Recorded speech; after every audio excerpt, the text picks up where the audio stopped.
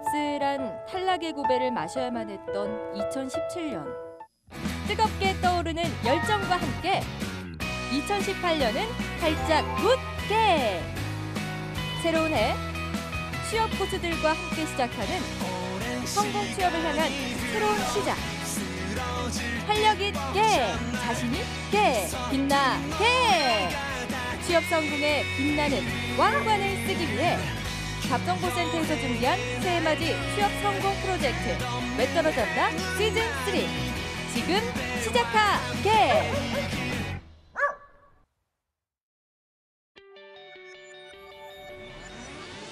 네, 안녕하세요. 성공 취업의 시작 잡정보센터의 김신재입니다. 안녕하세요. 박송입니다. 자, 잡정보센터가 저희 취업준비생 구제 프로젝트 왜 떨어졌나 시즌 1, 2, 3를 진행한 게 이제 만 1년이 좀 더 지났는데요. 시즌 3에 저희가까지 오면서 합격자들도 실제로 많이 배출이 됐다고 하고요. 또 어느새 유튜브에서도 네. 명물이 됐다고 그러네요. 명물이 됐네요. 그렇습니다. 그래서 예. 이번 시즌3에는 또 유독 신청자들이 폭주해서 네. 신청 마감이 11월에 이미 마감이 됐었습니다. 그렇습니다. 그랬었는데 제작진들이 한 명이라도 더 많은 취준생들에게 기회를 좀 드리려고 일정을 늘리기로 했답니다. 그렇습니다. 네. 11월부터 신청해서 벌써 2달째 취업 명문 사관 학교다라고 불릴 만큼 왜 떨어졌나 출연을 기다리고 계신 분들에게 감사의 말씀 드리고요. 2018년에도 분명히 이런 분들께 네. 좋은 소식이 있을 거라 저희 생각을 갖고 또 희망을 갖고 있습니다. 맞습니다. 먼저 좋은 소식도 하나 정말로 뭐 있는데요. 있습니까? 예. 1월 29일부터 2월 1일까지 출연하기로 했던 출연자분께서 합격 소식을 보내주셨습니다. 이미 그래서 되셨군요. 예. 네, 한 분이 더 이 합격 여기 왜 떨어졌나에 출연할 수가 있게 됐습니다. 그래요. 네. 나갔어요. 선입 예. 선출이니까 나갔으니까 이제 들어오면 되는 거니까. 공석이 생겼습니다. 방송 보시면서 나 저거 나가고 싶었는데 네. 이번엔 기회가 안 되겠구나 했던 분들 중에 지금 바로 워크TV _yna.co.kr로 신청 메일 빨리 보내주시면 탑승하실 수 있으니까요. 지금 바로 메일 보내주시기 바라겠습니다. 네, 취준생들에게 합격의 기운 오늘도 전해드리기 위해서 잡정보센터 지금 출발합니다. 함께 하시죠. 왜 너를 떠나보냈었는지 왜 널 보낸 건지 네, 답답하고 막막한 취업의 길. 지원한 기업에서는 하지만 너 떨어졌어라고 탈락 통보만 할 뿐 탈락한 이유에 대해서는 잘 얘기를 해주지 않죠. 맞습니다. 예. 그래서 추측만 무성했던 탈락 원인, 그 탈락 원인을 밝혀드리고 또 상반기 공채 합격의 길까지 쭉 밝혀드립니다. 왜 떨어졌나 시즌3 시간입니다. 오늘도 함께하겠습니다. 네. 셋째 날인데요. 오늘은 면접 컨설팅을 하는 날인데요. 위포트의 차재영 강사님 새해 처음 만나게 되네요. 어서 오십시오. 어서 오세요. 반갑습니다. 새해 복 많이 받으십시오. 새해 복 많이 받으세요. 네. 예. 네. 부자 되십시오. 연말 좀 영혼을 갖춰서 얘기하세요. 최대한 영혼을 갖춘 겁니다. 연시인데. 새해 소망은 영혼을 갖추고 인사하고 방송하자. 그래요. 그리고 안정적으로 건강하게 지냈으면 하는 마음입니다. 자, 연말 연시 뭐 어떻게 좀 보내고 있어요? 강의했습니다. 강의했습니다. 네. 강의가 좀 끊이지 않고 많이 찾아주셔서 열심히 참석하고 또 면담하고 많은 바쁘게 분들이 우리 지냈습니다. 또 찾고치를 찾고 있군요.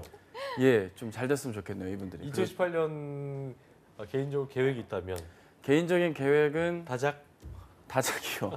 그런 거 없고 그냥 방송에나 안정적으로 잘 나왔으면 하는 마음이고요. PD님, 예. 작가님 감사합니다. 그래요. 네. 그리고 부디 저를 거친 분들이 합격을 하는 마음이 좀 이어지고 좋은 결과들 나왔으면 하는 마음도 있습니다. 우리 책코치가 네. 아주 좋은 의미의 정치를 잘하시는 분이어서 그러게요. 2018년도 네. 방송에서 많이 만나 뵐 수 있을 것 같습니다. 네. 자, 그럼 2018년 황금 개띠의 해의 두 번째 주인공 오늘 사흘째인데요. 네. 취업준비생 이지호 씨 오늘도 함께하겠습니다. 어서 오십시오. 어서 오세요. 네, 안녕하세요. 네, 네. 오늘 멀끔하네요, 아주. 감사합니다. 예. 면접 보는 날만 되면 학생분들이 다 엄청 깔끔하게 하고 나오시는데요. 때문에. 네. 그러게요. 오늘 네. 준비 단단히 하고 나오셨나 봐요. 준비는 그렇게 많이 하지 못했습니다. 그러셨어요? 이게 면접장 가면은 대기자들이 많이 하는 말이 막 이렇게 혹시 준비 많이 해오셨어요? 이러면 다들 저는 뭐 준비 못했다고 다들 예. 그러면서 또 면접장 가서는 또 이렇게 막 잘합니다. 그러니까 그렇죠. 반전을 기대하라 이런 말씀이시군요. 근데 저는 진짜 못했습니다. 지금 그 대답 저기 준비한 거예요? 좀 개그 같은데 약간? 조금 생각해서 준비하셨어요? 조금 생각을 네. 했대. 오늘 아이, 3일째인데 재밌는 친구네요. 3일째라서 좀 적응이 될 만하지만 또 그래요. 모의 면접이라서 사실 이때 제일 떨려하거든요. 맞아요. 근데 음. 오늘 어떻게 잘 하실지 궁금해지는데 음. 뭐 농담까지 던지시는 거 보니까 오늘 잘 하실 것 같아요. 좀 더 여유가 있는 것 네네. 같습니다. 예. 진실되게 좀 정확하게 얘기하겠습니다. 그래요. 네. 입을 좀 크게 벌리시고 들릴 수 있는 말로 해주시면 감사하겠습니다. 네. 자, 주호 씨가 이제 그 지난 하반기 공채에는 면접 경험이 실제로 있었습니다. 면접 보면서 준비했던 거랑 준비를 뭐 안 했다고 얘기하겠지만 준비했던 거랑 실전이 이런 게 달랐어요라고 네. 하는 게 있다면 굳이 있다면 어떤 게 있을까요? 제가 스터디를 하면서 많이 이렇게 모의 면접을 봐봤는데 그런 질문이 좀 많이 안 나오고 오히려 제가 예상했던 질문이 많이 안 나와서 좀 많이 당황스러웠습니다. 특히 뭐 워킹 홀리데이에서 인상 깊었던 게 뭐냐 아니면 스트레스는 어떻게 푸는가 그런 거는 이제 저랑 전공이랑 뭐 관련도 없고 그렇게 그런 질문을 할 줄 예상을 못했었는데 그런 것들이 좀 저는 좀 당황스럽고 또 제가 1분 동안 자기소개를 준비를 해갔는데 그걸 안 시키고 그냥 바로 지원 동기를 얘기하라고 하셔서 좀 약간 당황스러운 게 있었습니다. 그래요. 그걸 외우는데 엄청 많은 시간을 썼는데 네. 죄송합니다. 그 직무 관련돼서 준비를 많이 했는데 네. 쓸데없이 딴 거 물어봤다 뭐 이런 얘기 아니에요 지금요? 그렇죠? 그렇습니다. 워킹 할리데이네 뭐 이런 네. 외적인 얘기들 예. 그런 거 준비를 그런 거는 굳이 준비하지 않아도 본인 얘기이기 때문에 그냥 할 수 있는 거 아니었어요? 대답을? 근데 그 당시에 조금 대답을 하는데 좀 생각을 많이 안 해본 거라서 좀 약간 단답형식으로 좀 나가고 뭔가 대화가 이어지는 느낌을 못 받아서 약간 면접이 네. 네, 그랬군요. 생각을. 저희가 이 모의 면접 하기 전에 면접 자료도 그 취준생분들께 미리 받아보는데요. 그렇죠. 주호 씨는 면접을 봤던 곳들의 예상 질문하고 답변을 꼼꼼히 기억해서 다 보내주셨다고 해요. 어떻게 그걸 다 기억이 났어요? 제가 그 면접 딱 끝나자마자 바로 네. 제가 딱 컴퓨터에 앉아가지고 제가 받았던 질문이나 답변했던 것들을 다 정리를 해놨습니다. 오. 혹시 이게 나중에 또 결과가 안 좋으면은 또 이렇게 제가 또 복귀할 수 있는 그런 기회가 될 거라고 생각했고 또 다른 취업 준비한 후배들한테 좀 이게 도움을 줄 수 있는 자료가 될 수 있을 것 면접장 같아서. 나가자마자 어떤 노트북을 가져왔어요? 네, 집에 가자마자 바로 집에 가자마자 예, 컴퓨터를 켜고 가는 길에 까먹을 텐데 기억력이 좋나 봐요. 네, 그때는 기억이 다 났습니다. 그랬군요. 어쨌든 복귀를 해서 소중한 자산으로 만들었다는 네. 게 굉장히 중요한 부분인 것 같은데 네. 찰코치가 이제 주호 씨의 면접 준비 자료랑 실전에서 답변 같은 거 보셨을 거예요. 네, 봤습니다. 네. 총점을 주신다면 10점 만점에 몇 점? 3점. 3점. 박한데. 그러게요. 3점. 자소서에서는 저희가 몇 점 나왔었죠? 자소서에서 8점 꽤 나왔잖아요. 높은 8점. 높은 8점 민혁 씨의 8점 나왔었는데 줬는데 아마 분명히 이게 3점 준 거 보고 면접에서는 또 3점. 너무 또 박하게 준 거 아니냐면서 또 그렇지 않습니다. 아, 사실 그 전형적인 답변을 모든 걸 세팅을 해놓고 이걸 해결을 봐야 직성이 풀리시는 스타일이셨고요. 네. 본인의 의도대로 면접이 진행되지 않았다 했는데 저는 오히려 본인의 외모를 보는 순간 그 질문들이 나올 만 하겠다라는 느낌도 좀 들었거든요. 나쁜 의미가 절대 아니라요. 본인한테 물어볼 수 있는 이야기들 중에 준비한 것 외의 것들도 대화할 준비가 되어 있는지 과연 성향이나 태도적인 면의 어떤 좀 약간의 걱정? 그런 부분을 좀 해결하고자 문의를 했던 것 같고요. 역으로 말하면 본인한테 질문거리가 없었을 수도 있어요. 처음부터 지금 방송 시작한 지 9분 안 됐는데 이런 말씀 드려서 죄송한데 본인이 딱 보여줬을 때 이 친구가 설비 엔지니어의 어떤 모습이라기보단 우리 회사 구성원에 적합할지에 대한 그냥 걱정 그리고 검증 그런 차원으로 질문을 드렸는데 거기서 대화가 안 통하고 막혀버리니까 전체적으로 평행선을 그리고 좋지 않은 결과가 나오게 되겠죠. 해서 스터디를 한다거나 연습하실 땐 모든 상황을 염두에 두고 좀 상황에 맞게 연습을 좀 하실 것도 필요하겠어요. 그리고 1분 자기소개를 뭐 들어보겠지만 그거를 굳이 암기한다고 해서 할 수 없을 수도 있는 거잖아요. 그죠? 네. 그거를 암기를 하는 것 자체가 좀 약간 무리수가 아니었나 싶고요. 자기소개서를 제가 아직 보진 못했어요. 사실 방송도 아직 못 봤는데 아마 글로써 면접을 준비했기 때문에 전달하는 면에 노력이 좀 필요하지 않을까라는 걱정도 좀 사실 됩니다. 내용 가지고는 사실 뭐 무난하게 준비를 했지만 준비하지 않았던 그런 외적인 요소들도 나에 대한 이야기를 좀 표현하는 법의 연습이 부족한 채 내용 정리에 급급하다 보니 그 내용도 사실 설득도 안 되거든요. 좀 이따 좀 살펴보겠지만 코멘트를 좀 더 드리도록 할게요. 네, 저희가 아직 내용은 보지 못한 상황에서 아주 구구절절한 네, 평가를 들어봤는데요. 그렇기 그래요. 때문에 내용이 더 궁금해집니다. 자, 주호 씨가 실제 면접장에서 받은 질문들 중 몇 가지가 김호연 캐스터가 안내해드릴 텐데요. 예. 김호연 캐스터 소개해 주시죠. 짧게 보시겠습니다. 네, 주호 씨는 지난 하반기에 총 3번의 면접 기회가 있었는데요. 그중에 2곳을 정리해서 살펴보도록 하겠습니다. 먼저 ASML 코리아의 CS 엔지니어 직무로 본 면접에서 실제로 받은 질문입니다.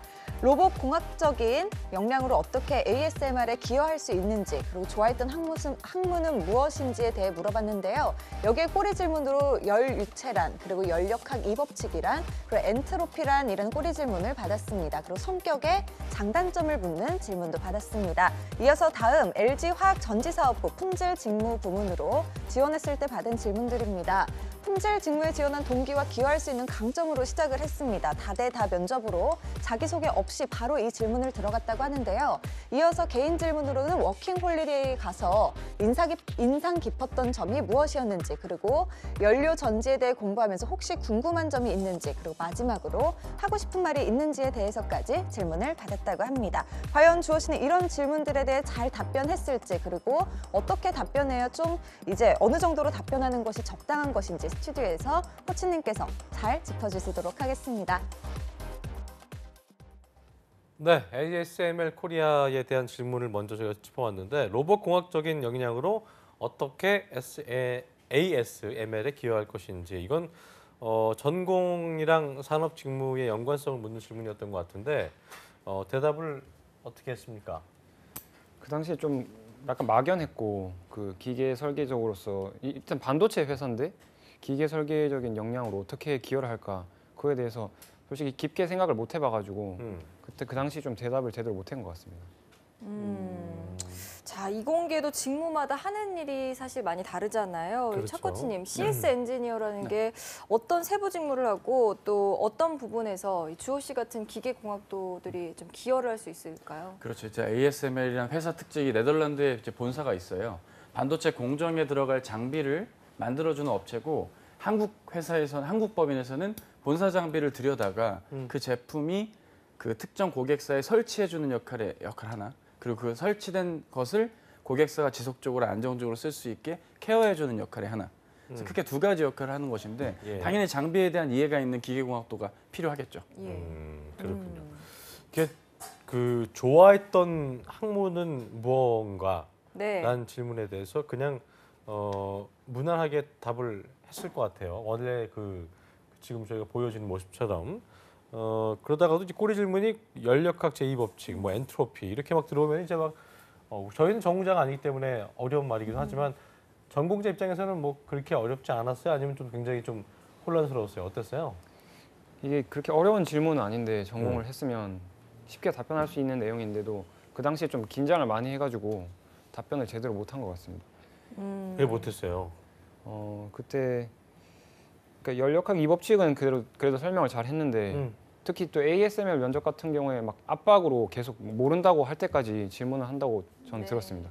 그 당시에도 그 연력학 이법칙 물어보고 또 엔트로피가 뭔지 물어보고 계속 파고들면서 제가 약간 좀 이렇게 선입견이 네. 기존에도 있었고, 그러니까 네. 이 회사는 들어갔을 때 굉장히 집요하게 물어본다는 그런 걸 네. 들은 것도 있었기 예. 때문에 약간 부담되는 마음도 없지 않아 있긴 했겠네요. 네 그렇습니다. 들어오기 전에. 근데 네. 딱 실제로 맞닥뜨려 봤더니만 그렇게 막 꼬리 주문을 막 퍼부었어요. 네 그렇습니다. 네, 그렇군요. 네. 뭐 하실 말씀 더 있으세요? 그래서 아닙니다. 아니에요? 뭘 아니?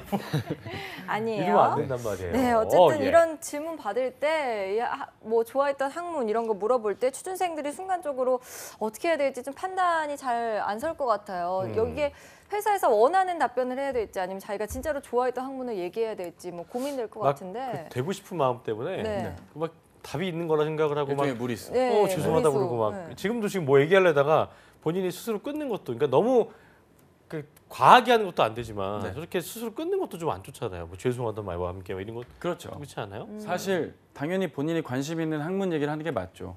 그래서 답변의 갈래는 여러 가지인 것 같아요. 내가 알고 있는 그 지식을 어필하는 것도 방법이 될 것이고 혹은 이거를 왜 좋아하게 됐는지에 대한 계기라던가 이러한 자세적인 면, 지식적인 면이 내가 너네 구성원이 될 조건이 된다라는 좀 설득의 장으로서 이야기를 해주셨어야 되는데 그런 얘기가 없었죠. 그리고 약간 전체적으로 성향도 그렇고 이런 질문을 받으실 수밖에 없는 성향이세요. 보여지는 게. 근데 그렇지 않다라는 반전의 매력으로서 좀 답변을 촘촘하게 준비를 해주셨어야 되는데 그런 게 좀 부족하지 않았나 싶습니다. 네. 용어 정리 같은 건 기본적으로 해주셨어야 됐어요. 네.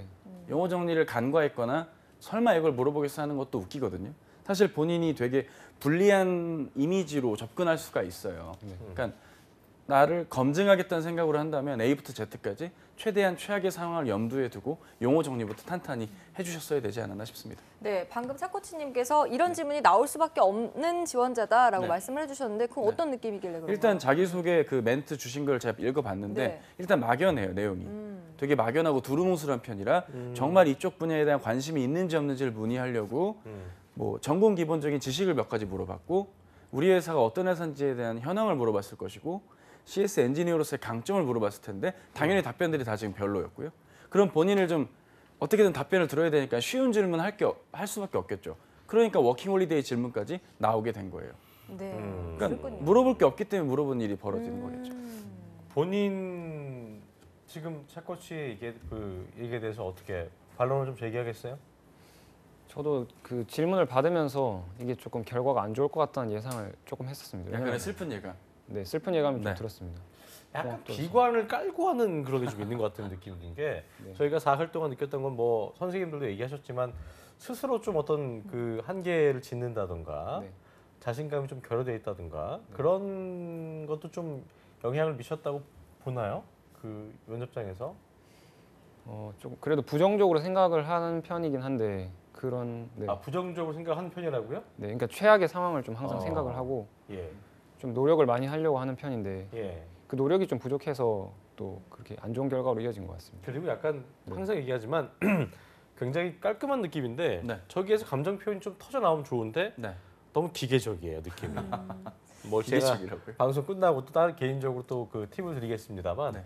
감정이 튀어나와야 되는데 너무 좀 기계적인 느낌이어서 제가 사람들의 어떤 하품을 자아내는 그런 좀 느낌도 없지 않아 있고 그런 게 더 큰가요? 어. 아니면 뭐 그 자기소개서나 이런 데서 좀 막연하게 썼던 그런 게 더 큰가요? 둘 다죠. 둘 종합적인 다입니까? 원인이 네. 있는 것 같고 이게 결국 메비우스의 띠처럼 네. 안 좋은 악순환이 되는 게 아닐까. 이 구직 활동을 너무 이렇게 힘들어하지 마세요. 좀 즐기실 줄 아는 면이 필요할 것 같아요. 이거 다 힘든 거잖아요.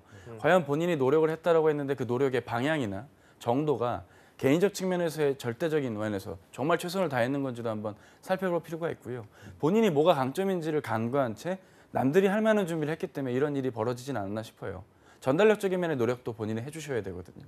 말을 크게 하는 것부터도 너무 중요한데 그렇죠. 그런 면의 노력도 왜냐면 혹시 홍기찬 안 하시지 않나. 쌤이 굉장히 그 직무 적합한 그런 부분만 얘기 많이 해주는데 네. 이 말하는 투나 이런 거에 대해서 그렇죠. 첫날부터 얘기했기 때문에 그게 굉장히 아쉽다는 얘기인 거예요. 하지만 그런 이건 어디까지나 부분을 얘기했기 면접이니까 때문에 김승재 네. 아나운서님 맞아요. 말씀대로 면접이니까 드리는 말씀이었습니다. 좀 그 네. 부분을 더 신경 쓴다면 훨씬 더 좋지 않을까 생각 마음에 들어서 네. 감히 제가 끼어들어서 말씀드려봤습니다. 네, 자 그러면 예. 마지막으로 받았던 질문이 마지막으로 하고 싶은 말이 뭐냐였는데 여기서는 어떻게 답변을 했어요? 그때 슬픈 예감이 좀 들어가지고 면접을 하면서 아유 되게 조용히 재밌는데 이런 게 좀 먹혀야 되는데 아 정말 네, 그래서 그렇게 얘기했어요? 뭐라고 하셨어요? 그래서 그렇게 얘기하지는 않았고 제가 그런 좀 불길한 예감이 들어서 이게 다시 한번 지원해서 다시 면접장에 와야 되겠다 그런 생각을 좀 간절함을 좀 보여주고 싶었습니다 면접장에서. 네. 그래서 어떻게 하셨는데? 그래서 제가 좀 혹시 만약에 결과가 안 좋아서 떨어지게 된다면 제가 어떤 부족한 점이 있는지 좀 말씀해 주실 수 있냐고 그런 식으로 질문을 오히려 들었습니다. 아닌데 읍소인데 이건 아닌데. 그래서 어떻게 답해 주시던가요, 면접관분? 그래서 조금 적극적인 모습을 보여줘야 우리도 판단을 할 수가 있다. 이렇게 다들 좀 가만히 있는 것보다는 좀 적극적인 모습을 보여줘라 이렇게 말씀해 주셨습니다. 차라리 이랬으면 좋았을 텐데. 지금 그 제가 제 속에 들어있는 이 슬픈 마음은 적중할까요? 이런 식으로 되물었다면 훨씬 더 좀 위트 있었을 텐데 아까 그런 것처럼 네. 좀 이렇게 뭔가 본인의 장점이 분명히 있는데 그런 걸 좀만 잘 살리면 참 좋지 않을까라는 생각이 들어서 참 아쉬운 말을 해보게 됩니다. 자, 어쨌든 저희가 또 백문이 불여일견이기 때문에 이제부터 1분 자기소개부터 시작해서 면접을 본격적으로 시작해 볼 텐데요. 먼저 1분 자기소개 네. 우리 준비한 이주호 학생의 네. 소개 한번 들어보겠습니다. 시작해 주시죠. 네. 네, 1번 카메라. 네, 1번 카메라 보고 말씀해 주세요. 네, 반갑습니다. 저는 지원자 이주호입니다. 저는 총 8차례의 프로젝트를 통해서 문제 해결 능력과 또한 직무에 필요한 역량을 키워왔습니다. 우선 응용 재료역학이라는 과목을 통해서 굽힘 응력을 받는 최적의 형상의 볼을 설계함으로써 기초적인 재료에 대한 지식을 익혔고, 또한 CAD, CAE와 같은 과목에서 생활용품인 의자 그리고 물통 등을 설계하면서 소프트웨어, 기계 설계, 소프트웨어 툴 활용 능력을 키워왔습니다. 또한 마지막으로 졸업작품으로 스마트폰 어플리케이션과 블루투스 통신을 활용해서 모터를 제어하고 그를 바탕으로 의자의 높낮이와 또 의자의 위치를 제어하는 그런 인베디드 시스템을 제작해본 경험이 있습니다. 저는 이러한 역량을 바탕으로 전기전자적인 요소와 또 기계적인 요소를 동시에 요구하는 생산 기술 직무에서 기여할 수 있다고 생각합니다. 감사합니다. 네. 네. 저희가 뭐 어디 회사 그걸 물어봤었는데 LG화학 생산기술 직무에 네, 맞습니다. 네. 지원을 정한 우리 이주호 학생의 이주호 네. 씨의 1분 자기소개였습니다. 일단 네. 1분 자기소개 어떻게 들었어요? 박송희 씨는? 저는 뭐 다양한 거를 했다고 아주 조리 있게 말씀을 하셔서 그냥 저는 좀 궁금해졌던 것 같아요. 앞으로 더 물어보고 싶은 마음이 그렇습니다. 들었었어요. 본인이 저는. 했던 네. 거를 뭐 시간도 많이 오버되지 않았고 일단 네. 한 걸 압축적으로 많이 얘기하긴 했는데 일단 뭐 저기 자기소개에 대한 평부터 들어볼까요? 예. 점수로 하면 됩니까? 뭐 편하게 하십시오. 점수는 좀 자극적이고요. 예. 잘했으면 사과, 못했으면 포도, 진짜 아니면 거봉. 이렇게 과일 3가지 중에 하나로 표현하겠습니다. 네. 거봉 말씀드립니다. 점수로 한 2점? 3점? 3점. 3점. 네. 왜요? 왜냐하면 일단 너무 장황해요, 첫째. 그 이유는 장황하다. 2가지인데요. 문장당 길이가 너무 길어요, 지금. 그리고 경험을 너무 많이 나열을 하셨어요. 그리고 마지막 문장이 제일 처음에 나왔어야 됐어요, 차라리. 네. 두 번째는 문제 해결 능력 외에 다양한 역량이 있다고 했어요. 그 외라는 단어부터가 일단 면접관을 부담되게 하거든요. 마치 저에겐 강점 3가지가 있습니다. 이런 거랑 같은 거예요. 딱 그 말을 듣는 순간 그 3가지는 안 듣게 되겠죠. 그리고 문제 해결 능력을 왜 강조해야 되는지에 대한 이유가 나왔어야 됐어요. 생산기술자가 업무상에서 필요한 뭐 일반적인 수율 관리라든가 뭐 트러블 슈팅 관련한 문제가 있을 땐 문제를 제대로 인식하는 그런 정확성이 중요한 것 같다. 그런 점에서 난 문제 해결력을 나만의 문제 해결력을 강조하고 싶다. 뭐 이런 얘기를 해줬어야 되는데 그런 것도 없고 그냥 다짜고짜 저기요 문제 해결 능력 있는데 들어보실래요? 이 능력이 왜 중요한지에 대한 정황을 들어야 본인의 문제 해결력에 대한 이야기가 잘 들리겠죠, 그죠? 근데 그런 얘기조차 안 하고 있고 장황한 데다가 마지막에 기여를 하겠대요. 무슨 기여를 할 거냐 이거죠. 일반적으로 자기소개는 1분 이내에 하나만 제대로 말해주면 돼요. 하나. 지금 문제 해결력 하나. 제대로 말해주면 되는 거였어요. 너무 장황하게 어디 김밥 천국 같은데 무슨 그냥 메뉴도 김밥 종류가 12개면 뭘 먹습니까? 그러니까 하나라도 제대로 말을 해주는 게 본인 가뜩이나 멘트 두루뭉술하고 이미지가 착한 편이라 이쪽 일을 잘할 건지에 대한 약간 걱정이 되는데 오히려 간결하고 정확하게 임팩트를 주는 자기소개가 본인한테도 맞는 거예요.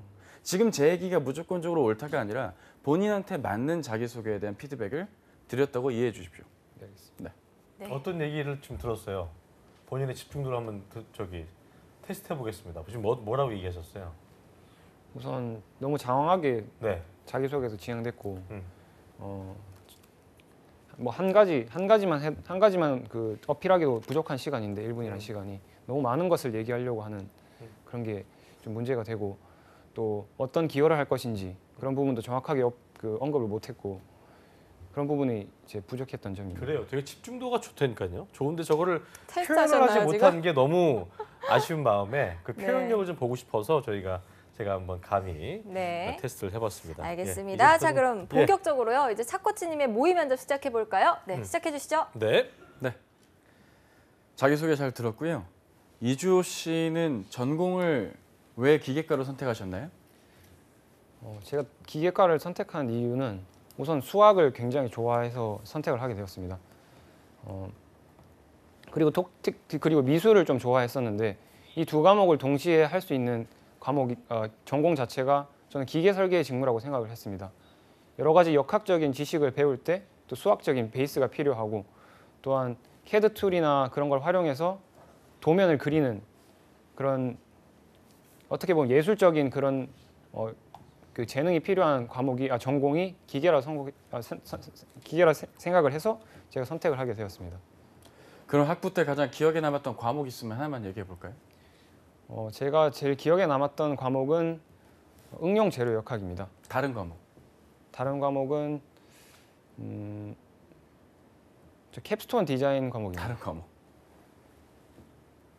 그거 말고는 열역학과 유체역학 과목이 관심이 설명 있습니다. 좀 해주세요. 어땠는지. 우선 제가 가장 흥미로웠던 것은 역학적인 지식을 바탕으로 비행기가 어떻게 뜨는 원리를 배우고 또한 뭐 골프공에 왜 구멍이 나 있는가 그런 것들을 좀 체계적으로 역학적으로 배울 수 있어서 그런 부분이 굉장히 관심이 갔습니다. 역학적으로 배울 수 있었다는 말은 어떤 뜻입니까? 역학적으로 배울 수 있었다는 것은 제가 그 역학적인 개념들과 또 공식들을 배우면서 그 원리를 깨닫게 되는. 원리가 어떻던가요? 비행기 같은 경우는 베르누이 법칙에 의해서 뜨게. 오케이. 네. 본인 단체 활동하신 경험 있으세요? 단체 활동은 동아리 활동을 했습니다. 동아리 활동 말고요. 프로젝트나 실습했을 거 아닙니까? 네, 그렇습니다. 기억에 남는 실습 있어요? 제가 가장 기억에 남는 그 프로젝트는 졸업 작품입니다. 제가 1년 동안 시간을 투자해서 했기 때문에 가장 기억에 남습니다. 그럼 그때 협업이란 걸 했겠네요. 몇 명이서 같이 했어요? 그때 총 4명이서 했습니다. 본인의 협업 점수는 100점 만점에 몇 점 정도 될까요? 저는 100점 만점에 90점을 주고 싶습니다. 왜요? 왜냐면 저는 항상 그 프로젝트를 할 때마다 대부분, 항상까지는 아니고 거의 대부분 제가 조장 역할을 하려고 했고 또 발표나 좀 굳은 일 같은 거를 제가 도맡아 하려고 했기 때문에 저는 90점을 줄 것 같습니다. 죄송하게도 지금 보이는 이미지로는 리더 쪽은 아닌 것 같은데 네. 저희 생각은 어떻게 생각하세요?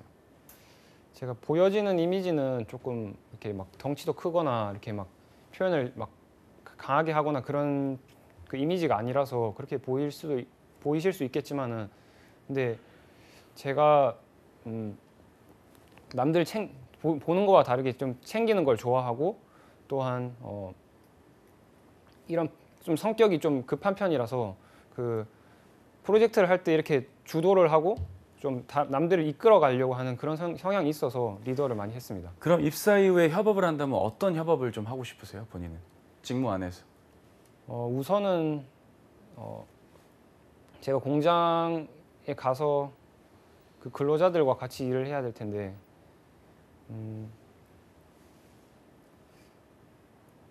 생각 안 해보셨죠? 솔직하게? 괜찮나요? 깊게는 생각을 못 해봤습니다. 어떤 협업을 할지는 아직 정확하게 그려지지는 않습니다. 본인이 생각할 때 우리 회사가 좋아요. 쉽게 질문 드리죠. 네. 우리 회사에 대해 아는 대로 설명해 주세요. LG화학은 국내와 국외에 1위 기초 소재 분야에서 1위를 하고 있는 기업인데 특히 기초 소재 분야에서는 ABS라는 주력 제품을 생산해내고 있고 또 전기 그 배터리 사업부 같은 경우에는 소형 전지와 또 자동차에 들어가는 중대형 전지. 앞으로 ABS 생산 관련해서 본인은 어떤 기여를 해줄 수 있습니까? 단기적으로 할 수 있는 기여 하나만 얘기해 봅시다. 입사 초기에 어떤 기여 해주실 수 있을지. 근데 제가 전지 쪽으로 지원을. 그럼 전지 쪽에서요? 예, 전지 쪽에서 그럼 ABS 생산 얘기 왜 했죠? 이게 LG화학의 본인 분야가 아니잖아요. 네, 그렇습니다. 전지 쪽에서 어떤 기여 해주실 수 있을까요? 끝으로 하고 싶은 말과 함께 얘기해 봅시다. 저는 지금 전기 쪽에서 기계공학과라서 LG화학이 화학회사이지만은 기계공학도로서 그 많은 그 설비에 생산에 많은 설비가 들어갑니다.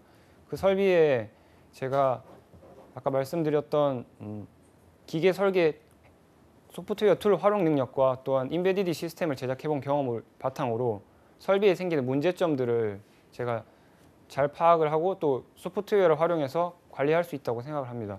마지막 질문 드리죠. 네. 본인의 문제 인식 능력은 점수한다면 몇 점일까요? 점수한다면 그거는 8점 줄 것 같습니다. 8점이요? 네. 10점 만점에? 네. 왜요?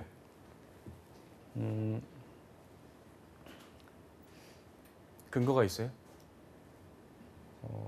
제가 한 좀 전에 문제 해결 능력 있다고 하셨잖아요. 네, 그렇습니다.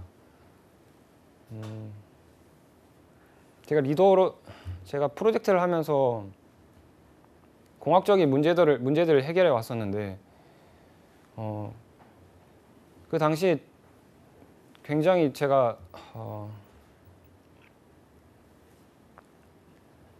그래도 네, 잘 들었습니다. 네. 이상입니다. 근데 오늘은 좀 모르겠어요. 그 더 차코치가 타이트하게 한 건지 모르겠지만 ASM 할 때 그런 식으로 이렇게 막 답변이 막 빨리 안 나오면은 다음 질문이 나오고 막 그렇게 했었나요? 타이트하게? 네, 그런 경우도 있었고 비슷했나요? 예, 네. 기다려서 얘기하다 끊기는 경우도 있고 네, 그런 경우 됐다 는 경우도 있었고 네. 그래요. 네, 저는 우선, 개인적으로 네. 이렇게 하면은 말을 잘 못할 것 같긴 한데 그래도 어쨌든 차코치가 그렇게 한 어떤 이유가 있을 거라 생각이 들어요. 어떤 의미에서 좀 더 딴 때보다 좀 더 이렇게 압박식으로 했고 얘기를 잘 들어준 편인데도 오늘은 유난히 좀 끊더라고요 보니까. 그래서 어떤 이유가 있을 것 같아요. 일단은 네. 면접 때 죄송합니다. 감기 때문에. 면접 때 내가 시간을 끄는 말을 하실수록 면접관은 듣질 않아요. 일반적으로. 지금 자꾸 뒤로 갈수록 경험을 말할 때 말씀을 시간을 때우셨거든요. 저는 일단 리더로서 활동을 하면서 저의 어떤 문제를 해결하고 이렇게 끌다 보면 사족이 듣는 입장에서는 사족이 길어지기 때문에 굳이 더 듣고 싶지가 않죠. 할 얘기가 없구나 하고 끊고 바로 다음 질문 넘어가겠죠. 질문의 난이도는 점점 쉬웠어요, 사실. 일부러 편하게 배려하려고 점수화 시켰어요, 심지어. 네, 유일하게 잘한 건 그 점수를 높게 매기신 거. 그거는 잘하셨어요. 자신감의 표현이거든요. 보다 구체적으로 살펴보자면 과목을 물어본 이유는 본인이 지원 분야에 대한 관심이 있는지 혹은 전공 지식 배경으로 본인이 어떻게 기여할 수 있는지를 좀 묻고자 했던 본인의 강점을 과목으로 수단화해서 좀 표현하길 바랬던 질문이었는데 제대로 챙기지 못하셨고요. 전공 선택 이유 역시 좀 막연했어요. 수학이 좋아, 예술이 좋아. 그 이유 때문에 했다면 왜 뽑아야 되냐 이거죠. 역시나 내 전공 선택 기반에 내 전공 지식 기반에 강점이 있음을 보여주는 정말 쉬운 질문인데 말씀을 못 하셨고요. 협업 점수를 물어본 건 단순히 점수에 대한 답변을 듣고 싶은 게 아니라 이 사람이 정말 협업을 어떻게 생각하는지를 듣고 싶었는데 본인이 리더십을 말씀하셨어요. 근데 일단 협업에서의 리더십이라면 본인이 알고 있는 걸 말하는 것도 좋지만 리더의 역할, 내가 할 수 있는 것과 못하는 것을 명확하게 구분하고 혹은 역할 배분을 정확하게 해주고 이런 좀 구체적인 얘기를 해주셨어야 되는데 좀 그런 게 없었고요. 전체적으로 점점 뒤로 갈수록 질문은 쉬워지나 본인 말문이 막힐 수밖에 없는 그런 구조적인 문제 그리고 자신감이 없어요 전혀. 그러니까 말할 수 있는 환경에 노출만 많이 됐지 어떤 얘기를 해야 될지에 대한 우선순위가 지금 체계가 안 잡혀 있으세요. 예를 들어서 내가 불리하면 빨리 다른 장점을 꺼내서 얘기를 해주셔야 되는데 그런 것도 지금 전혀 없었고요. 전체적으로 만약에 모르겠으면 빨리 인정하고 대신 다른 경험, 다른 얘기를 좀 해도 될까요? 라고 물었어야 됐는데 그런 것도 좀 없었고요. 어때요? 주 씨는 직접 모의 면접 해보니까 어떤 느낌이 들었어요? 굉장히 압박이 굉장히 저는 좀 많이 됐고 네. 네. 그래서 제대로 좀 편하게 얘기하려고 했는데 좀 바로 대답을 해야 되니까 압박한 건 없었어요. 압박한 건 없었고 네. 듣고 싶었던 건데 자꾸 얘기를 안 해주고 자꾸 서적이 기니까 네. 이 친구가 없겠구나 하고 이게 평가절하되고 질문의 그 텀이 짧아지는 거죠. 결과 위주로 서술하는 답변의 패턴이 중요한데 본인은 전형적인 그냥 한국 학생이에요. 너무 그냥 미괄식으로 답변하기 일관이고 그 자존심도 세요 본인. 그 자존심을 빨리 좀 이 전형을 대비함으로써 극복을 하셔야 돼요. 그 작은 자존심 하나가 되게 본인이 어떻게든 면피하려고 하잖아요. 지금 이 답변들을 자꾸. 모르면 모른다고 빨리 인정하고 다른 장점을 어필해 줄 것을 좀 부탁드릴게요. 네. 그러면 저희가 세 가지 정도로 정리를 해볼게요. 가장 시급한 고쳐야 할 문제. 그래요. 네. 뭐 두 갈씩 해라 뭐 이런 거. 예. 죄송해요. 목이 자꾸 네, 잠겨서. 목이 안 좋으시네요. 첫째는 두 가지식으로 답변을 하자. 둘째는 지금 본인이 생각하고 있는 바가 무엇인지 일목요연하게 정리를 좀 하자. 마지막으로 구직 활동에 대해서 좀 근원적으로 고민을 하셔서 좀 좋은 기운이 줄 수 있는 그런 면접 답변 이어갔으면 좋겠다가 제게 결론입니다. 네. 근원적으로 고민을 하라. 그렇다면 뭐 목표 의식을 정확히 가져라 이런 말씀이신가요? 목표의식도 목표의식인데 내가 지금 취업을 왜 해야 되는지 이유가 안 잡혀 있는 좀 이건 사실 내일 얘기해야 될 이유이긴 한데요. 네. 면접 때 결국 미천이 드러나는 격인 것 같아요. 근원적인 질문을 본인은 많이 받게 되실 거예요. 상대적으로 왜 지원했냐부터 본인의 성향적인 면들, 나로 수렴되는 질문들에 대한 답변을 좀 많이 준비해 주시면 좋을 것 같습니다. 그래요. 그러니까 많은 것들을 하긴 했지만 그 한 거에 대해서 내가 왜 좀 좋아했는가, 조시 네. 그거에 대한 고민을 해볼 필요는 있을 것 같아요. 네. 그러니까 내가 기계적으로 많이 해온 건 아닌지, 정말 내가 좋아서 했는지 그 목적이 좀 다를 수 있기 때문에 네. 그 목적에 대한 그 고민을 했을 때 나중에 질문이 들어와도 바로 아까 얘기했던 대로 이래서 했어요라고 하는데 자꾸만 말이 앞 서론이 길어지면 결과적으로 비슷한 결론들이 반복될 수 있기 때문에 그런 부분도 조금 더 신경 쓴다면 좋지 않을까 생각이 드는 시간이었던 것 같습니다. 예. 끝으로 한 네. 말씀 뭐 할 말 있으면은 한 말씀 해볼래요? 아까 네. 첫 부분에 그렇게 막 많이 이렇게 지원하시는지 몰랐는데 여기 이렇게 왜 떨어졌나 여기를 지원하시는지 몰랐는데 좀 지원 기회를 얻게 된 것 같아서 굉장히 고맙다고 말씀드리고 싶습니다. 그래요. 네, 네. 알겠습니다. 자세한 얘기는 또 오프라인에서 네. 하는 걸로 하겠습니다. 예, 내일은 토탈 컨설팅 준비되어 있으니까요. 조 예. 씨는 내일 또 뵙기로 하고요. 오늘 차재현 강사님 고맙습니다. 두 분 고맙습니다. 네, 잠시 후 2부에서는요. 김한 캐스터와 함께하는 전국 각지의 생생한 채용 소식을 알아보는 시간이죠. 일자리 방방곡곡이 준비되어 있고요. 네, 또 취준생들이 누려야 할 권리 수호를 위해서 꼭 알아야 할 정보들 전해드리는 시간입니다. 그렇습니다. 취준생 인권위원회도 준비되어 있습니다. 어디 가지 마시고요. 채널 고정.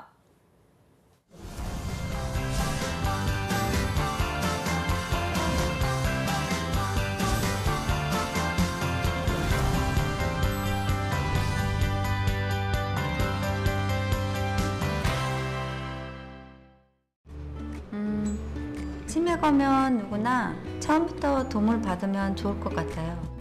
1:1 맞춤형 상담, 검진, 관리로 더 가까이 함께하겠습니다. 초기에도 장기요양 혜택을 꼭 받았으면 해요. 장기요양 서비스 확대로 더 큰 희망이 되겠습니다. 어디에서 모시던 비용이 많이 부담되네요. 치매 의료비, 요양비 지원 확대로 국가가 힘이 되어드리겠습니다. 치매 국가 책임제가 국민의 행복을 약속합니다. 치매 국가 책임제. 치매 부담 없는 행복한 나라. 왜 저럴까 싶죠? 그건 아니죠. 네. 별로 그런 사람 없는 것 같아요, 요새. 속상하기도 하고. 얘는 있어 확실해. 나 있는 것 같아. 사실 저도 있죠. 다양한 생각이 존중받는 사회, 서로에 대한 배려에서 시작됩니다. 한국 직업 방송을 보면 취업이 보입니다.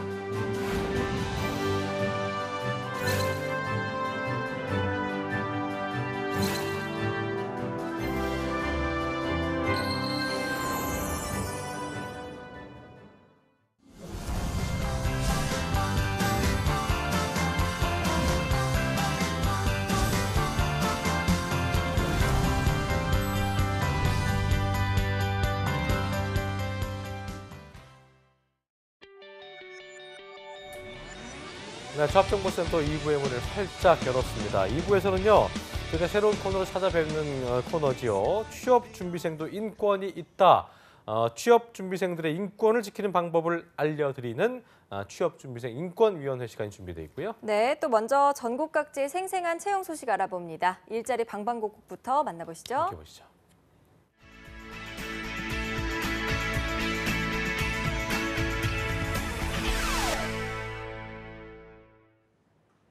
매일매일 전국 각지의 생생한 채용 소식을 알려드립니다. 일자리 방방곡곡, 오늘은 수원부터 떠나보도록 하겠습니다. 윤명희 주무관님 연결돼 있습니다. 안녕하세요.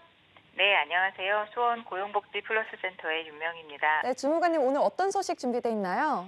네, 첫 번째로 소개할 기업은 혜성병원입니다. 경기도 수원시 팔달구 경수대로에 소재한 재활병원으로 병원 급식조리사 2명을 모집합니다. 조건은 학력, 경력은 무관합니다. 근무 시간은 주 5일 오전 6시부터 오후 7시까지, 휴게 시간은 1시간 30분입니다.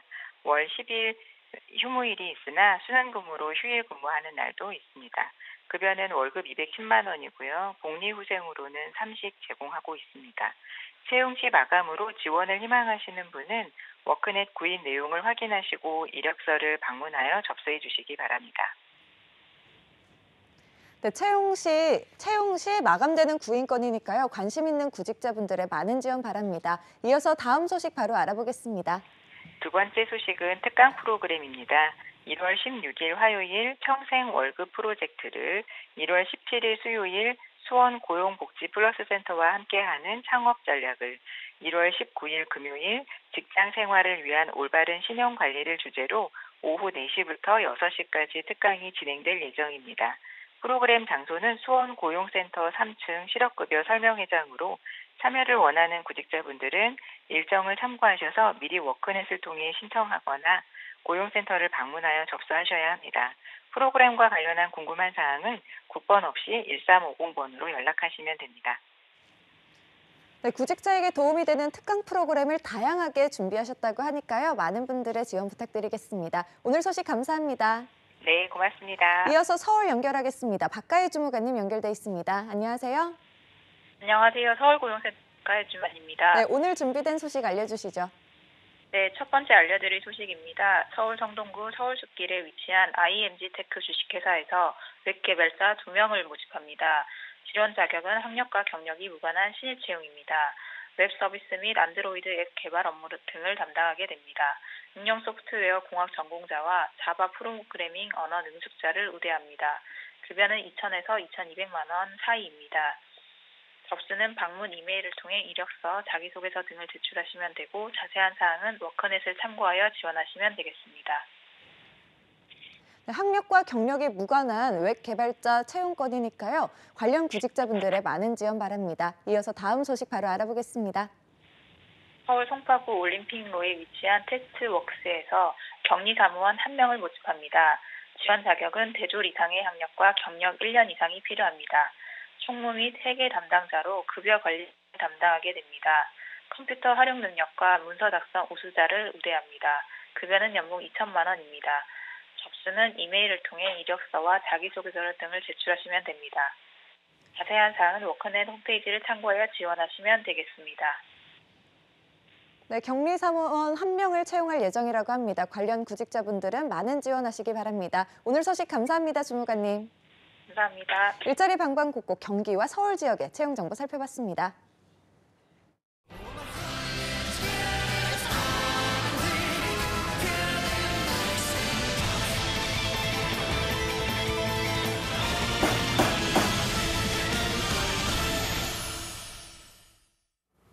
네, 국회에서 취업준비생의 인권을 위한 보호법 제정을 추진 중에 있는데요. 이처럼 국회 취준생 인권보호법을 위한 움직임이 있다면 네, 저희 잡정보센터에서는요. 취준생들의 인권을 지키는 방법을 알려드립니다. 취준생 인권위원회 지금 시작합니다. 네, 몰라서 넘어가고 취업시장의 약자라서 알면서도 참아야 했던 또 그런 일들을 우리 취업준비생들이 지금 이 시간에도 많이 겪고 있을 텐데요. 이 코너 통해서 많은 분들이 자기 권리를 좀 당당하게 지킬 수 있기를 바람하지 않겠습니다. 네, 오늘 함께할 두 분 모시겠습니다. 취준생 인권위원회 이면준 쌤 그리고 조서연 아나운서 모시겠습니다. 어서 오십시오. 네, 안녕하세요. 네, 반갑습니다. 자, 현주 쌤은 오랜만에 뵙는 것 같습니다. 일단 새해 복 많이 받으시고요. 네, 새해 복 많이 받으세요. 연말 연시 어떻게 보내셨습니까? 네, 연말 연시는 가족들과 또 여자친구와 함께 항상 즐거운 시간을 되게 여자친구랑 사이가 좋으신가 봐요. 애정을 더욱더 키워나가고 있습니다. 결혼 네. 언제 하실 거예요? 이 정도면 거의 뭐. 올해 하십니까? 예정하고 있습니다. 알겠습니다. 네. 좋은 소식 기대하겠고요. 축하드립니다. 자, 네. 저번 주 주제가요. 이제 아주 굉장히 핫했었습니다. 이 최저임금제라는 게 뉴스에서도 많이 화제가 됐었는데 네. 저번 취준위에서도 저희가 다른 이후로도 몇 번이나 취업정보에서 이 주제가 나왔었는데 어떻게 좀 봐야 될까요? 예. 네, 일단 최저임금제를 둘러싸고 고용계에서는 환영을 하는 반면, 고용계에서는 반발을 하는 반면 노동계에서는 환영을 하고 있습니다. 그렇습니다. 네, 이런 상황에서 또 KFC 같은 기업들은 이런 상황에서 일자리 부분에서 인력을 충원하고 근로시간을 연장하는 등 오히려 역발상을 통해서 긍정적 효과를 주는 부분도 있습니다. 따라서 그래요. 우리 취준생 인권위원회에서 이런 부분에서 더욱더 자세하고 정확한 정보를 전달드리도록 하겠습니다. 알겠습니다. 네, 현준 쌤의 다짐까지 저희가 한번 들어봤습니다. 네. 자, 조선 아나운서 어서 오세요. 네. 안녕하세요. 조선입니다. 다짐 한마디 해주시죠. 다짐이요. 제가 예. 이렇게 매주 망치와 함께 예. 네, 좀 강한 어조로 제가 출연을 하고 있는데 들을수록 자꾸 속상하고 안타깝고 정말 화가 납니다. 새해에는 그렇습니다. 이런 억울한 사연들 많이 없었으면 좋겠고요. 저희도 최선을 다해서 많은 정보 드릴 수 있도록 노력하겠습니다. 네. 새해부터 취준생 인권위원회 아주 시작이 좋았습니다. 느낌이 좋아서 그런지 뭐 앞으로의 기대가 좀 큰데요. 그럼 본격적으로 시작을 해보죠. 네. 자, 현주 쌤, 이번 주도 그럼 뭐 최저임금제에 대해서 전 국민 또 대한민국의 모든 그 취업준비생들이 자기 권리를 위한 지키기 위한 정보를 가져오신 거죠? 네, 맞습니다. 예. 이번 주에도 저번 주에 다뤘던 최저임금제 관련해서 좀 더 자세하고 디테일하게 알아보는 시간을 가져보도록 하겠습니다. 알겠습니다. 네, 저번 시간에는 최저임금 제도에 대해서 정보만 알아가는 시간이었다면 이번에는 더 자세히 알아볼 수 있는 시간이 될 것 같습니다. 예. 자, 그러면 조서연 아나운서가 오늘의 안건 소개해 주시죠. 네, 오늘의 안건 최저임금에 관한 사례부터 전해드리도록 하겠습니다. 중소기업에서 대기업 이직을 희망하는 A씨가 다니는 중소기업 내에서 최근 2018년도 최저임금 인상에 관한 복지 변경의 건이라는 공고문이 붙었습니다. 그 내용은 그리 반갑지 않은 소식이었는데요. 상여금을 200%에서 100%로 깎고 근로자의 날과 추석, 설날 당일을 빼고는 공휴일에도 연차 휴가를 쓰고 쉬게 하겠다는 내용이었는데요. 또한 앞으로 휴일 특근 수당을 인정하지 않고 일반 수당으로 지급하겠다는 내용은 심지어 구두로 통보했다고 하네요. 그렇습니다. 이게 그래서 아까도 뭐 현주 쌤께서 얘기하셨지만 고용주들은 굉장히 반발을 하고 있는 상황이고 또 지금 현재 일자리에 대해서 굉장히 만족하고 있는 분들 같은 경우는 이렇게 오히려 피해를 입는 거여서 이게 누구를 위한 건가라는 목소리도 많이 나오는 상황이고 저희가 엊그제 취업인 뉴스에서도 비슷한 얘기를 다룬 적이 있었는데 이런 부작용들이 많이 있는 것 같습니다. 예. 네, 그렇습니다. 네. 이처럼 새해부터 최저임금이 대폭 올랐는데도 불구하고 월급이 제자리거나 오히려 줄었다고 호소하는 사례들이 많은데요. 예. 사업주가 최저임금 인상분을 주지 않으려고 각종 꼼수를 쓰고 있기 때문이었습니다. 예. 인상분을 주지 않기 위해서 강제로 휴게 시간을 연장하거나 또 상여금을 기본금으로 밀어놓고 식대나 교통비를 삭감, 기존의 유급 휴가를 연차 휴가로 대체하는 등 방법이 주로 쓰이고 있었습니다. 나의 권리, 최저임금을 똑똑히 계산하려면 사업주의 꼼수도 확실하게 알아야 하지 않겠습니까? 그래서 오늘은 이 안건에 대해서 상정하도록 하겠습니다. 네. 네, 좋습니다. 오늘도 아주 시원한 망치 소리 잘 들었습니다. 예. 네, 조선 아나운서께서 그 대표적인 사례 하나를 들어서 말씀을 해주셨지만 이런 사례들이 사실은 하나 두 개가 아닐 것 같아요. 자, 현준 쌤, 이처럼 당하지 않고 똑똑한 근로자가 되고 싶지만 사실 쉽지 않잖아요, 그죠? 네, 맞습니다. 그래서 오늘은 좀 더 기존에는 이제 법망을 통해서 좀 어렵다고 하시는 분들이 있어서 오늘 좀 더 쉽게 문제풀이 형식으로 내용을 복습하면서 좀 더 친근하게 알려드리도록 하겠습니다. 좋습니다. 문제풀이 형식으로 시작해 볼 텐데요. 첫 번째 문제를 조소연 아나운서가 말씀을 좀 해주시겠습니다. 네, 첫 번째 문제입니다. 주 5일 근무, 또 1일은 유급 주휴일인 주 40시간을 근무하는 경우 다음 중 2018년 최저임금은 얼마일까요? 한번 맞춰보시죠. 시급은 기억이 납니다. 7,530원. 네. 맞습니다. 네. 뭐 월급 기억나시나요 혹시? 월급 어느 정도는? 기억이 안 나요. 한 150만 원 언저리였던 것 같은데 맞나요, 쌤? 예, 어떻습니까? 네, 일단 두 분 다 거의 비슷하게 맞추셨고요. 일단 시급 같은 경우는 7,530원이 맞고 월급은 157만 3,770원이 맞습니다. 또한 한 가지 아셔야 될 부분 이러한 점이 바로 2018년도 1월 1일부터 적용된다는 점입니다. 예. 만약에 혹시 여러분들이 알바를 하시는데 이런 최저임금에 대해서 제대로 받지 못하고 계시다고 하면은 가까운 노동청에 가셔서 이 차입분에 대해서 진정을 제기하셔야 합니다. 또한 임금 채권 소멸시효가 3년이니 이 점을 꼭 기억하시길 바랍니다.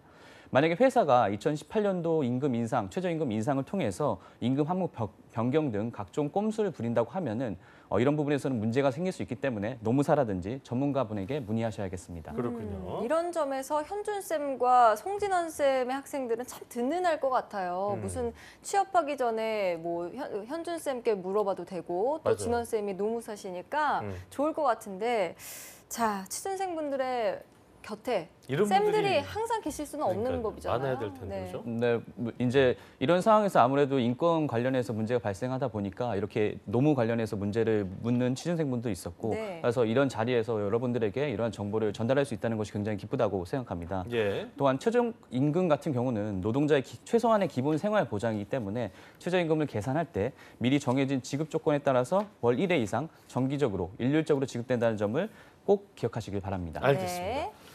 자, 다음 문제 풀어볼까요? 2번 문제 어떤 네. 겁니까, 조정 아나운서? 네, 두 번째 문제입니다. 다음 중 최저임금에 포함되는 항목은 무엇일까요? 1번 교통비, 2번 직무수당, 3번 식대, 4번 야근과 연장수당, 5번은 정기상여금입니다. 이번에는 객관식이니까 좀 쉽게 찍으실 수 있지 않을까요? 한번 찍어보시죠. 저는 2, 3, 4번은 다 같은 것 같은데 밥도 먹어야 되겠고요. 야근 수당도 있어야겠고 저는 2번? 직무수당? 예. 2번? 좀 밥이 중요해요. 모르겠어요. 3번. 쌤 뭔가 조정 아나운서 뭔 것 같아요? 저도 뭐 마음 같아서는 3번 같은데 2번으로 한번 해보겠습니다. 일단 예. 답은 현준 쌤한테 한번 들어보도록 네. 하겠습니다. 네, 정답은 맞추시긴 했는데 정답은 2번 직무수당, 4번 야근, 연장수당, 5번 정기상여금 모두입니다. 세 개예요? 네, 네. 세 개입니다. 4, 5. 네, 미리 약정한 근로시간 같은 경우 소정 근로시간에 대한 대가로서 임금 중에는 매월 지급되는 것만 최저임금에 포함이 됩니다. 따라서 식대, 교통비 등 복리후생적인 성격의 수당은 제외된다는 점을 꼭 잊지 마시기 바랍니다. 아니 근데 뭐 교통비야 운동 차원에서 뭐 걷는다 쳐도 밥은 먹어야 될 거 아닙니까? 밥은 먹어야 되는 거 아니에요? 맞습니다. 네. 알겠습니다. 어쨌든 예. 뭐 소정 근로시간에 대한 대가로서 매월 지급되는 것만 최저임금에 포함된다. 직무수당, 야근과 연장수당, 정기상여금 포함된다는 거 기억하시면 좋을 것 같습니다. 정리하고요. 이제 예. 세 번째 문제 부탁드립니다. 예. 네, 세 번째 문제입니다. 월급이 기본급과 식대, 교통비, 야근 및 연장수당으로만 구성된 경우에는 다음 중 시급 최저임금 계산법으로 맞는 건 무엇일까요? 1번은 기본 209시간의 기본급으로 나눈 거고요. 2번은 기본급 플러스 식대 플러스 교통비를 또 209시간에서 나눈 겁니다. 3번은 월급 총액을 나눈 거고요. 4번은 연봉 총액, 5번은 근로계약서에 명시된 시급입니다. 여기선 또 한번 찍어보시죠. 이것도 어렵네요. 방송 전에 좀 힌트 좀 얻어올 걸. 그러게요. 어렵네요. 식대 교통비 빠진다 했었으니까 아닌 것 같고 네. 이게를 3번인가요? 그러게요. 월급 총액? 예, 어떻습니까? 월마다 지급되는 거니까. 아쉽게도 아닙니다. 뭡니까? 정답은 1번 기본 시급 나누기 기본 209시간입니다. 네. 그래요? 주 40시간 이제 근무 기준을 한 달간 유급 처리하는 시간인 소정 네. 근로 시간과 유급주의 수당은 월 평균 209시간입니다. 따라서 최저임금에 포함되는 임금만을 합산하여서 209시간으로 나눠주시면 됩니다. 그렇군요. 기본급으로만. 문제가 어려워지는 것 기본급. 같은데. 네, 어려워요. 알겠습니다. 네. 자, 그렇다면은 그 마지막 문제, 4번 문제 갈수록 어려워져 갖고 이것도 뭐 맞출까 싶긴 한데 4번 문제 풀어보겠습니다. 네, 예. 마지막 문제입니다. 예. 다음 중 최저임금 위반이 의심될 때 올바른 대처법이 아닌 것은 무엇일까요? 1번 근로계약서 등 증거를 수집한다. 2번 고용노동부 노동청에 문의 및 신고를 한다. 3번 공인노무사에게 의뢰한다. 4번 동료와 상의해서 대응 방안을 찾는다. 5번 그냥 주는 대로 받는다. 뭐가 있을까요? 네. 야, 근데 이게 마지막 문제 답은 그냥 주네요. 뭐 5번이라 하지만 네. 저희가 생각할 때 그런 거 있잖아요. 여기서 뭔가 그 고용주와 트러블이 생겼을 경우에 내 목숨이 날아갈 수 있다. 이런 생각 네. 때문에 또 그냥 받는 대로 이 주는 대로 받는 분도 계실 텐데 어쨌든 답은 5번이겠습니다만. 네, 맞습니다. 예. 네. 그런 경우가 실제 있을 것 같기도 해요. 그죠? 네, 아무래도 이제 소위 이제 갑과 을의 관계가 너무나 명확한 맞아요. 부분이 있기 때문에 네. 아무래도 이제 월급을 받는 입장에서는 이런 부분에서 적극적으로 대처하는 부분이 어렵긴 합니다. 하지만 여기 위에 보기에 나와 있듯이 1에서 4번 부분은 그거 다시 한번 좀 짚어주세요. 예, 네, 뭘요? 예. 1번 같은 경우는 근로계약서 등 증거를 수집한다. 2번 같은 경우는 고용노동부 노동청에 문의 신고한다. 3번 같은 경우는 공인노무사에게 의뢰한다. 4번 같은 경우는 동료와 상의해 대응 방안을 찾는다. 4번은 또 애매하겠네요. 정확한 부분에서 법적 지식이 필요한 부분이 있기 때문에 그렇죠. 좀 더 같이 법리적인 부분을 알아보도록 도움을 요청하도록 증거 하겠습니다. 수집하는 건 어떤 식으로 하라는 거예요? 증거 같은 경우는 네. 뭐 녹취를 할 수 있는 부분들도 있고 아니면 객관적으로 법정이라든지 혹시 문제가 생겼을 때 누구나 다 객관적으로 입증할 수 있는 자료라고 보시면 되겠습니다. 네, 알겠습니다. 자, 저희가 문제를 몇 가지 살펴봤는데요. 문제를 뭐 정신없이 풀어봤지만 그렇습니다. 내용을 한번 되짚어 봐야겠죠. 한번 1번 문제부터 내용을 한번 볼까요?